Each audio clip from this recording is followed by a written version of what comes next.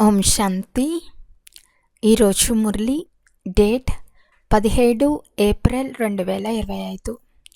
బాబా చెప్తున్నారు, మధురమైన పిల్లలు, ఈ ఆత్మిక ఆసుపత్రి మిమ్మల్ని అర్థకల్పానికి సదా ఆరోగ్యవంతులుగా చేస్తుంది.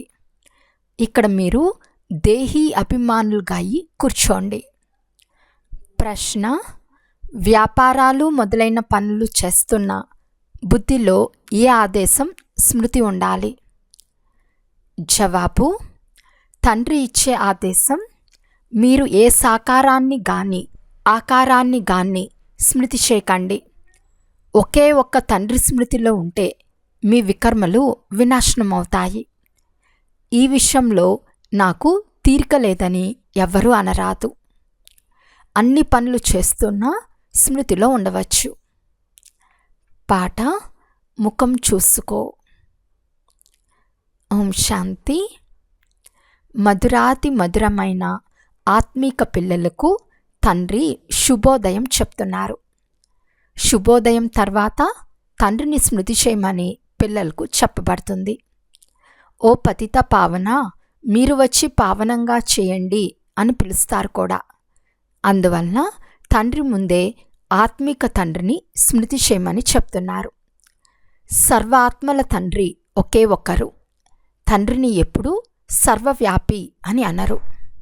అందువలన పిల్లలు మొట్టమొదట ఎంత ఎక్కువ వీలైతే అంత తండ్రిని స్మృతి చేయండి. ఏ సాకారాన్ని కానీ ఆకారాన్ని కానీ స్మృతి చేయకండి. ఒక్క తండ్రిని తప్ప మరెవ్వరిని స్మృతి చేయకండి.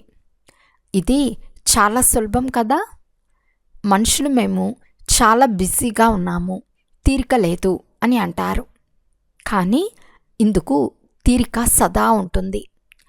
తండ్రి యుక్తులు తెలుపుతున్నారు.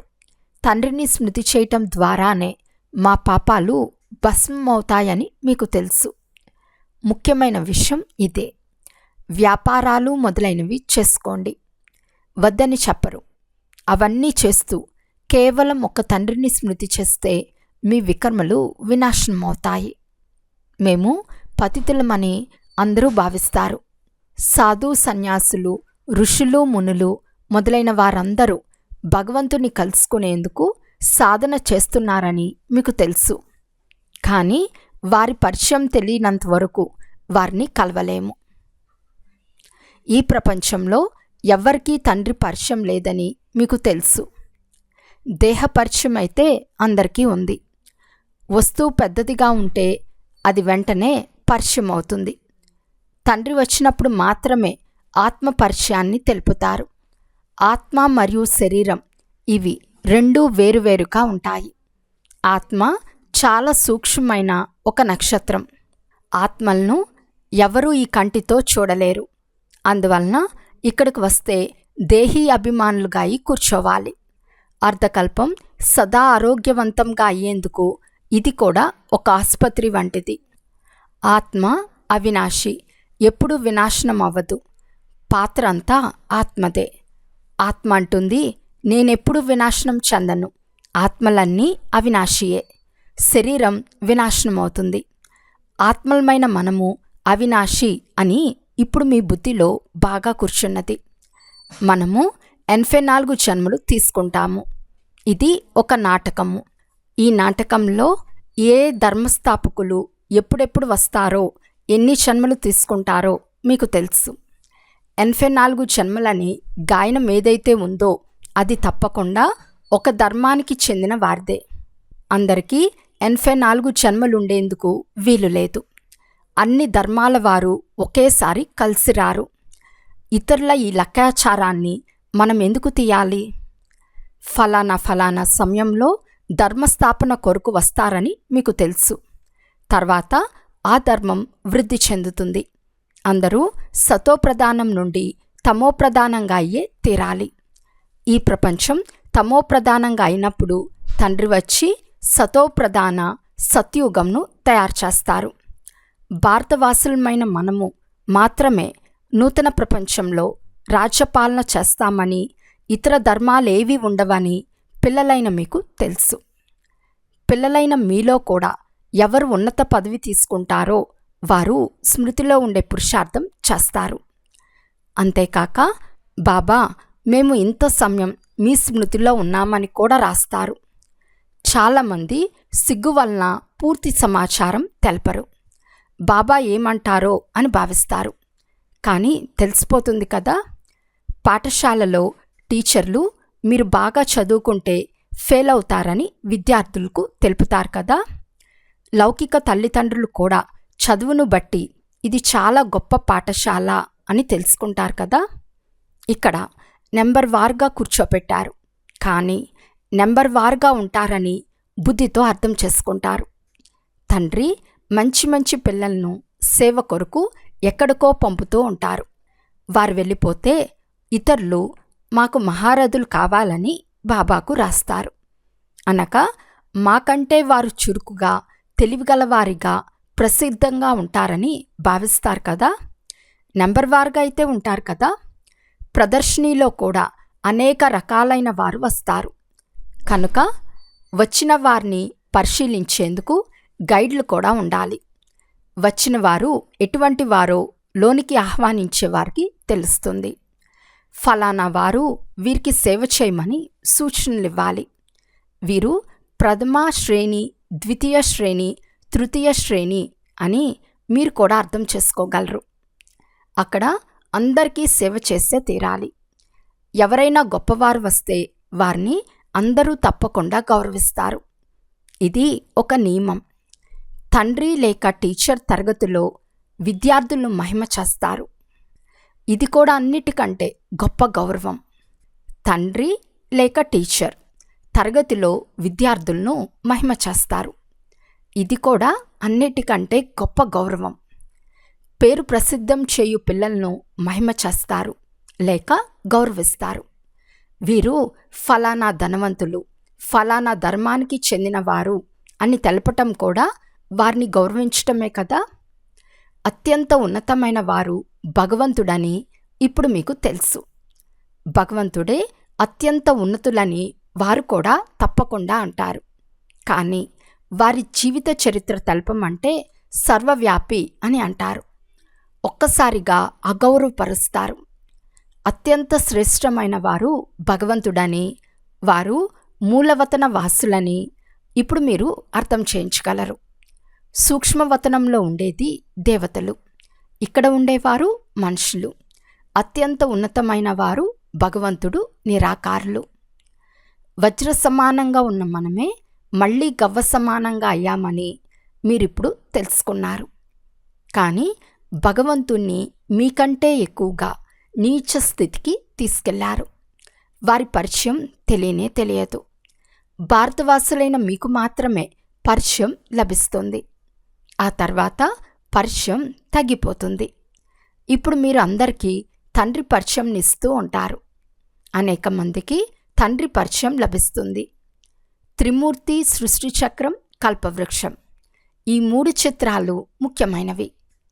ఇందులో ఎంతో జ్ఞానం ఉంది. ఈ లక్ష్మీనారాయణులు సత్యుగపు యజమానులుగా ఉండేవారని ఎవరైనా అంటారు.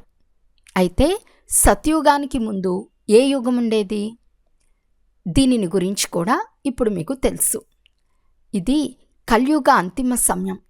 ప్రజలపై ప్రజారాజ్యం ఉంది. ఇప్పుడు రాజులు ఎవ్వరూ లేరు. ఎంతో తేడా ఉంది. సత్యుగం ప్రారంభంలో రాజులుండేవారు. ఇప్పుడు కలియుగంలో కూడా రాజులున్నారు. ఇప్పుడున్నవారు పవిత్రంగా లేకున్నా కొంతమంది ధనంనిచ్చి బిరుదులు తీసుకుంటారు. మహారాజులు ఒక్కరు కూడా లేరు, కానీ బిరుదును కొనుక్కుంటారు. ఉదాహరణకి పటియాలా మహారాజ్, జోధ్పూర్ బికనీర్ మహారాజ్ ఇటువంటి బిరుదులు తీసుకుంటారు కదా. ఈ పేరు అవినాశిగా నడుస్తూనే వస్తుంది. మొదట పవిత్ర మహారాజులు ఉండేవారు.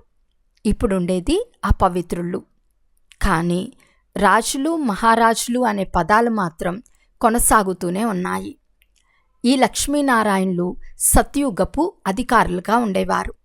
అయితే ఆ రాజ్యం ఎవరు తీసుకున్నారు? రాజ్యస్థాపన ఎలా జరుగుతుందో ఇప్పుడు మీకు తెలుసు. తండ్రి అంటున్నారు, 21 జన్మల కొరకు ఇప్పుడు నేను మిమ్మల్ని చదివిస్తున్నాను. వారైతే చదువుకుని ఈ ఒక్క జన్మకు మాత్రమే బ్యారిస్టర్ మొదలైన వారిగా అవుతారు. మీరిప్పుడు చదువుకుని భవిష్యత్తులో మహారాజా మహారాణిగా అవుతారు. డ్రామా ప్లాన్ అనుసారం కొత్త ప్రపంచం స్థాపన అవుతూ ఉంది. ఇప్పుడిది పాత ప్రపంచం. ఎంత మంచి మంచి పెద్ద పెద్ద భవనాలుండినా వజ్ర వైడూర్యాల భవనాలు తయారు చేసేందుకు ఎవ్వరికీ శక్తి లేదు. సతయుగంలో అన్ని మహల్లు వజ్ర వైడూర్యాలతో నిర్మిస్తారు కదా. భవనాలు నిర్మించేందుకు ఎక్కువ సమయం కూడా పట్టదు. ఇక్కడ కూడా భూకంపాలు మొదలైనవి సంభవించినప్పుడు అనేక మంది పనివారిని ఉపయోగించి 1-2 సంవత్సరాల్లో మొత్తం పట్నమంతటిని పునర్నిర్మాణం చేస్తారు. కొత్త ఢిల్లీని తయారు చేసేందుకు 8-10 సంవత్సరాలు పట్టింది. కానీ ఇక్కడ కూలివారికి అక్కడ కూలివారికి తేడా ఉంటుంది కదా. ఈ రోజుల్లో కొత్త కొత్త అన్వేషణలు కూడా వస్తున్నాయి. భవనాలు నిర్మించే సైన్స్ కూడా చాలా తీవ్రంగా ఉంది. అన్నీ రెడీమేడ్గా లభిస్తాయి. వెంటనే ఫ్లాట్ తయారవుతూ ఉంది. చాలా త్వరగా తయారవుతూ ఉన్నాయి. అందువలన ఇదంతా అక్కడ ఉపయోగపడుతుంది కదా. ఇవన్నీ మీ వెంట వస్తాయి. సంస్కారాలైతే అలాగే ఉంటాయి కదా. ఈ సైన్స్ సంస్కారం కూడా మీ చేతిలోనే వస్తుంది. ఇప్పుడు తండ్రి పిల్లలకు అర్థం చేస్తున్నారు. పవిత్రంగా అవ్వాలి అంటే తండ్రిని స్మృతి చేయండి. తండ్రి కూడా పిల్లలకు గుడ్ మార్నింగ్ చెప్పి ఆ తర్వాత శిక్షణ ఇస్తారు. పిల్లలు తండ్రి స్మృతిలో కూర్చుని ఉన్నారా? నడుస్తూ తిరుగుతూ తండ్రిని స్మృతి చేయండి. ఎందుకంటే జన్మ జన్మాంతరాల పాపభారం తలపై ఉంది. సీడీ దిగుతూ దిగుతూ 84 జన్మలు తీసుకుంటారు. ఇప్పుడు మళ్ళీ ఒకే జన్మలో ఉన్నతమయ్యే కళ పొందుతారు. తండ్రిని ఎంతగా స్మృతి చేస్తూ ఉంటారో అంత సంతోషం కూడా ఉంటుంది, అంత శక్తి కూడా లభిస్తుంది. ముందు నెంబర్లో ఉన్న చాలామంది పిల్లలు కూడా స్మృతి చేయరు. భలే జ్ఞానంలో తీవ్రంగా ఉంటారు, కానీ స్మృతి యాత్ర చేయరు. తండ్రి ఏమో పిల్లలను మహిమ చేస్తారు. ఈ బ్రహ్మ కూడా నెంబర్ 1లో ఉన్నారు. అందువలన తప్పకుండా శ్రమ కూడా చేస్తూ ఉంటారు కదా. సదా శివబాబాయే అర్థం చేయిస్తున్నారని భావిస్తే బుద్ధియోగం అక్కడ తగులుకొని ఉంటుంది. ఇతను కూడా నేర్చుకుంటున్నాడు కదా. అయినా శివబాబాను స్మృతి చేయమని చెప్తూనే ఉంటారు. ఇతరులకు అర్థం చేయించేందుకు చిత్రాలు ఉన్నాయి. భగవంతుడని ఒక్క నిరాకారుని మాత్రమే అంటారు. వారు వచ్చి శరీరాన్ని ధరిస్తారు. భగవంతుని పిల్లలైన ఆత్మలందరూ సోదరులే. ఇప్పుడు ఈ శరీరంలో విరాజమానమై ఉన్నారు. అందరూ అకాలమూర్తులే. ఇది అకాలమూర్తి. ఇది అకాలమూర్తి సింహాసనం. అకాల సింహాసనం అంటే ప్రత్యేకంగా ఏదో ఒక వస్తువు కాదు. ఇది అకాలమూర్తి కూర్చునే సింహాసనం. బ్రుకుటి మధ్య ఆత్మ విరాజమానమై ఉంటుంది. దీనిని అకాల తఖ్త్ అని అంటారు. అకాల తఖ్త్ అనగా అకాలమూర్తి సింహాసనం. ఆత్మలన్నీ అవినాశి, చాలా సూక్ష్మంగా ఉంటాయి. తండ్రి ఏమో నిరాకారులు. వారు తన సింహాసనాన్ని ఎక్కడి నుండి తెస్తారు? తండ్రి అంటున్నారు, ఇది నా సింహాసనం కూడా అవుతుంది. ఎందుకంటే నేను వచ్చి ఈ సింహాసనాన్ని అప్పుగా తీసుకుంటాను. కావున ఈ సింహాసనం నాది కూడా అవుతుంది. నేను వచ్చి బ్రహ్మ సాధారణ వృద్ధ శరీరంలోని అకాల సింహాసనంపై కూర్చుంటాను. ఆత్మలందరికీ సింహాసనం ఈ బ్రుకుటి అని మీరు తెలుసుకున్నారు. మనుషుల గురించి మాత్రమే తెలుపుతున్నాను, జంతువుల విషయం కాదు. మొదట జంతువుల కంటే హీనంగా ఉన్న మనుషులు బాగుపడాలి. ఎవరైనా జంతువుల విషయం అడిగితే మొదట మీరు బాగుపడండి అని చెప్పండి. సత్యుగంలో అయితే జంతువులు కూడా చాలా ఫస్ట్ క్లాస్గా ఉంటాయి. చెత్తాచెదారం ఉండనే ఉండదు. రాజ్మహల్లో పావురాలు మొదలైనవి మురికి చేస్తే శిక్షిస్తారు. కొంచెం కూడా చెత్త మురికి ఉండదు. అక్కడ చాలా గమనం ఉంటుంది. కాపలాదారులు ఉంటారు. జంతువులు, పక్షులు ఎప్పుడూ లోపలికి చొచ్చుకుని రాకుండా గమనిస్తూ ఉంటారు. చాలా శుభ్రంగా ఉంటుంది. లక్ష్మీనారాయణల మందిరంలో కూడా ఎంతో శుభ్రత ఉంటుంది. పార్వతీ శంకరుల మందిరాలలో పావురాలు కూడా చూపిస్తారు. అందువలన అవి ఆ మందిరాలను తప్పకుండా పాడు చేస్తూ ఉంటాయి. శాస్త్రాలలో కట్టుకథలు అనేకం రాసేశారు. ఇప్పుడు తండ్రి పిల్లలకు అర్థం చేస్తున్నారు. వారిలో కూడా కొంతమంది మాత్రమే ధారణ చేస్తారు. మిగిలిన వారికి ఏమాత్రం అర్థం కాదు. తండ్రి పిల్లలకు ఎంతో ప్రీతిగా అర్థం చేస్తున్నారు. పిల్లలు చాలా చాలా మధురంగా అవ్వండి. నోటి ద్వారా ఎల్లప్పుడూ రత్నాలే వెలువడుతూ ఉండాలి. మీరు జ్ఞానయోగులు, అంటే రూప్ బసంత్. మీ నోటి నుండి రాళ్ళు వెలువడరాదు. గొప్పతనమంతా ఆత్మదే. నేను ప్రెసిడెంట్ను, నేను ఫలానా, ఇది నా శరీరం పేరు అని ఆత్మ చెప్తుంది. అయితే ఆత్మలు ఎవరి సంతానం? ఒకే ఒక్క పరమాత్ముని సంతానం. కనుక వారి నుండి తప్పకుండా వారసత్వం లభిస్తూ ఉంటుంది కదా. అటువంటి పరమాత్మ సర్వవ్యాపి ఎలా అవుతారు? మనకు కూడా మొదట తెలిసేది కాదని మీకు తెలుసు. ఇప్పుడు మీ బుద్ధి ఎంతో వికసించింది. మీరు ఏ మందిరాలకు వెళ్ళినా ఇవన్నీ అసత్య చిత్రాలని భావిస్తారు. 10 భుజాలు ఉన్నవారు, ఏనుగు తొండం కలిగిన వారు ఎవరైనా ఉంటారా? ఇదంతా భక్తి మార్గంలోని సామగ్రి. వాస్తవానికి ఒక్క శివబాబాను మాత్రమే భక్తి చేయాలి. వారే అందరి సద్గతి దాత. ఈ లక్ష్మీనారాయణలు కూడా 84 జన్మలు తీసుకుంటారని మీ బుద్ధిలో ఉంది. ఆ తర్వాత అత్యంత శ్రేష్టమైన తండ్రి వచ్చి అందరికీ సద్గతిని ఇస్తారు. వారికంటే గొప్పవారు మరెవ్వరూ లేరు. ఈ జ్ఞాన విషయాలను మీలో కూడా నెంబర్ వారుగా ధారణ చేస్తారు. ధారణ చేయలేకుంటే ఇక దేనికి పనికి వస్తారు? కొంతమంది అందులకు ఊతకర్రగా అయ్యేందుకు బదులు వారే అందులుగా అవుతారు. పాలు ఇవ్వని ఆవులను పింజరపురంలో ఉంచుతారు.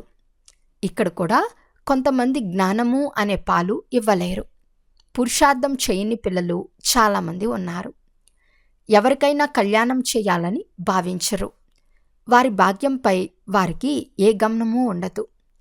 ఏం లభిస్తే అదే చాలు అని అనుకుంటారు. అందువలన తండ్రి వారి భాగ్యంలో లేదని అంటారు.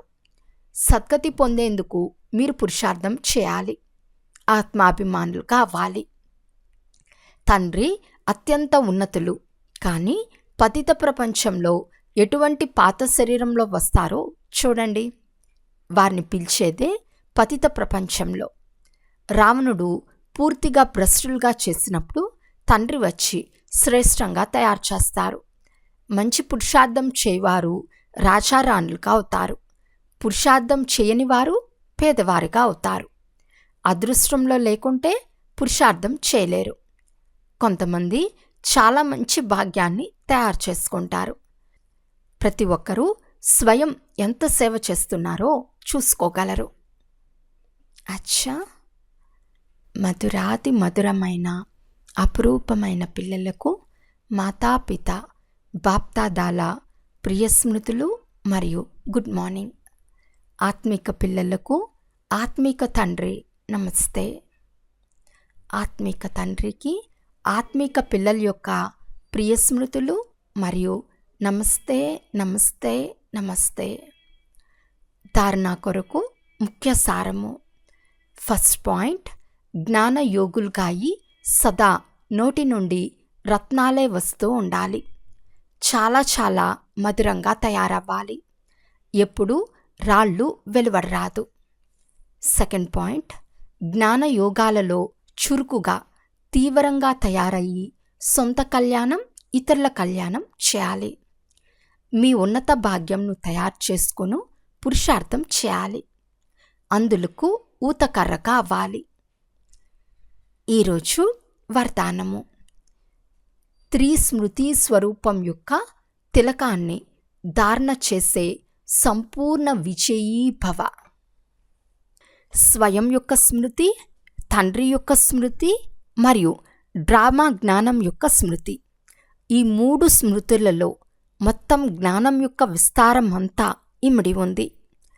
జ్ఞానం యొక్క వృక్షంలో ఈ 3 స్మృతులు ఉన్నాయి.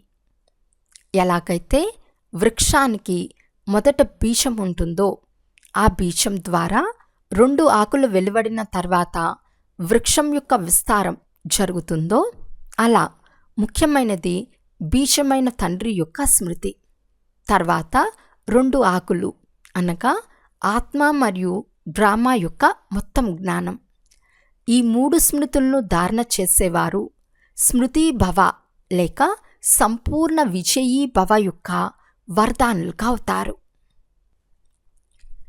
స్లోగన్: ప్రాప్తులను సదా ముందుంచుకుంటే బలహీనతలు సహజంగా సమాప్తమైపోతాయి. ఈరోజు అవ్యక్త సూచన: కంబైన్ రూపం యొక్క స్మృతి ద్వారా సదా విజయులుగా అవ్వండి.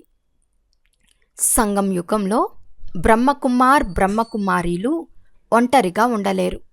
కేవలం తండ్రి తోడు యొక్క అనుభవాన్ని, కంబైన్డ్ స్థితి యొక్క అనుభవాన్ని ఎమర్చేసుకోండి. అంతేగాని తండ్రి అయితే నావారే కదా, నా తోడుగా ఉండనే ఉన్నారు కదా అని అనుకోకండి. తోడు యొక్క ప్రాక్టికల్ అనుభవం ఎమర్జ్గా ఉండాలి.